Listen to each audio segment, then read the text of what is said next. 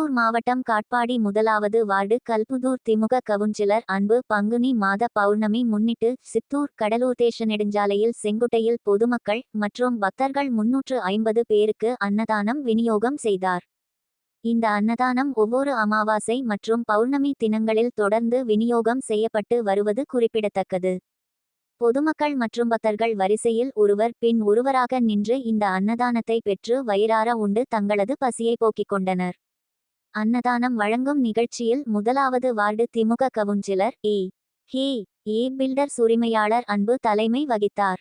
ஓய்வு பெற்ற அரசு பள்ளி ஆசிரியர் சச்சிதானந்தம் கலந்து கொண்டு பொதுமக்கள் மற்றும் பக்தர்களுக்கு அன்னதானம் வழங்கப்பட்டது. 1வது மண்டல அன்பு அவர்கள் கட்சி நிர்வாகிகளுடன் சேர்ந்து அன்னதானமும் குளிர்பானமும் வழங்கப்பட்டது. சச்சிதானந்தம் அவர்கள் இளநீர் தர்பூசணி ஆகியவற்றை ஆசிரியர் அவர்கள் சச்சிதானந்தம் வழங்கினார். எஸ்.